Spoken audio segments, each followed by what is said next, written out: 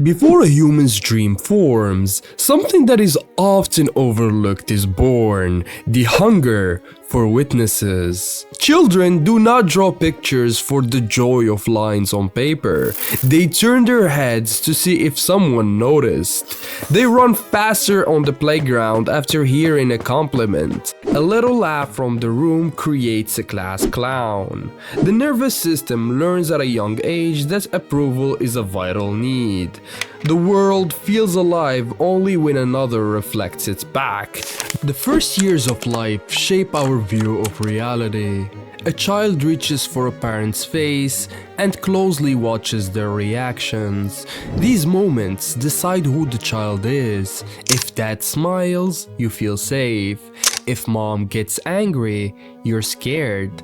If both clap, you feel confident. This is where everything begins. Long before your memories, your brain builds pathways around approval. Later, that childhood experience grows into something that looks like ambition. A teenager dreams of being admired and being seen. They imagine themselves on a big stage being celebrated, whether in sports, music, or anything that brings attention. These big dreams are rooted in the same approval that once came from a parent's face. The difference now is that approval must come from the world. Social life intensifies the pattern. The modern world turns reputation into digital symbols. Everyone now carries that big stage in their pockets.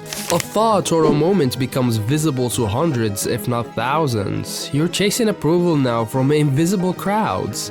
A stranger's opinion enters your bloodstream with the same force as a family voice once did. The natural instinct for connection evolves into a deep hunger for recognition. Approval from a screen feels like survival from the tribe, because the brain still believes that acceptance means safety.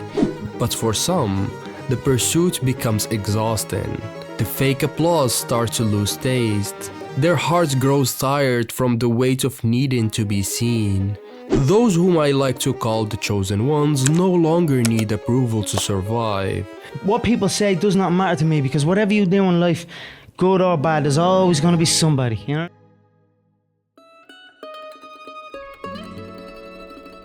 The detachment from approval doesn't happen overnight. It takes a lot of disappointments and heartbreaks.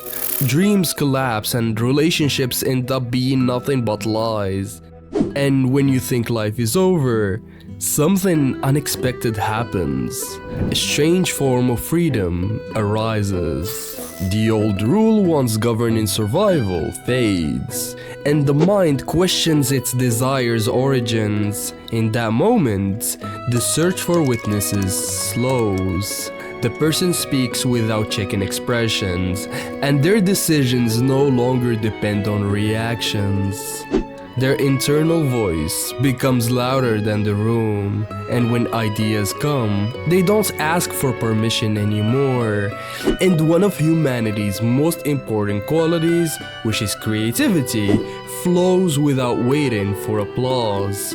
Effort finally feels pure again. What's even crazier is that something very interesting happens when approval loses its control. Others begin to pay more attention. When the person starts acting from internal certainty, they gain a new type of presence. Their choices start to feel authentic rather than performative. They walk into rooms without seeking any form of approval, which creates the impression of strength. And let me tell you, people love gathering around confidence that does not broadcast itself. The paradox of social dynamics reveals itself.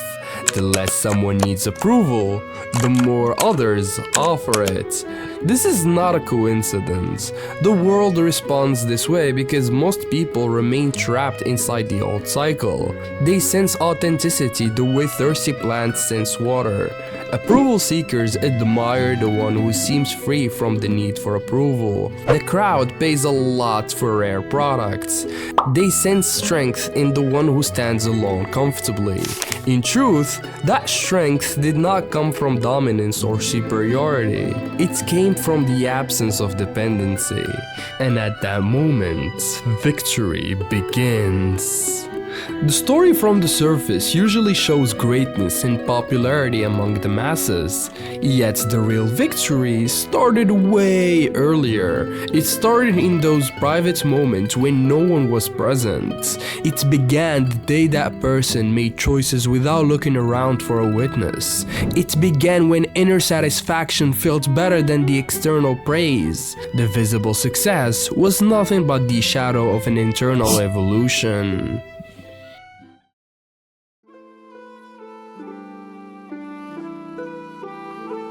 To understand how far a human being can ascend when the need for witnesses dies, let's rewind to ancient times, when one of the most extreme figures ever recorded lived, Diogenes of Sinope. Diogenes owned nothing. He slept in public spaces and lived in a clay jar near the marketplace. What made him extraordinary was his indifference. In a city where reputation was everything, he acted as if the entire social hierarchy didn't exist.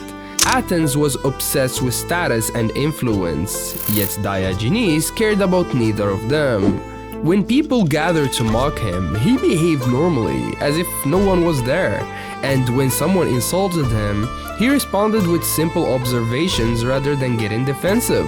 A man once shouted at him that he was just a dog, and Diogenes replied saying, "Yes, a dog. I fawn on those who give me anything, I bark at those who don't, and I bite the wicked."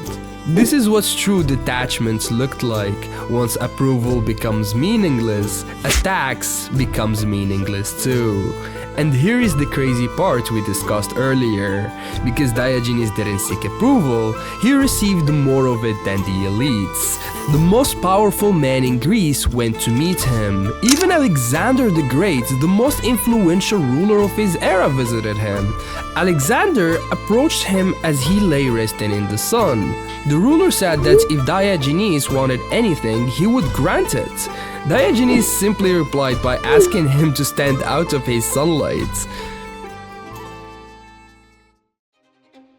Imagine a king like Alexander offering you everything, yet nothing of that interests you. That is the ultimate showcase of internal victory ever recorded. And you might think Alexander got pissed off after he got rejected. Nope. He literally said later, "If I were not Alexander, I would wish to be Diogenes." This interaction captures the paradox perfectly. The less you need approval, the more those with approval admire you.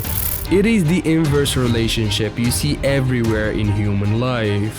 We admire the free, not the needy. What the story tells us is that when approval disappears from the nervous system, a person returns to his purest origins, a form of existence that doesn't need witnesses to feel real. That social layer breaks, and what remains is simply truth and a naked presence that modern life rarely produces.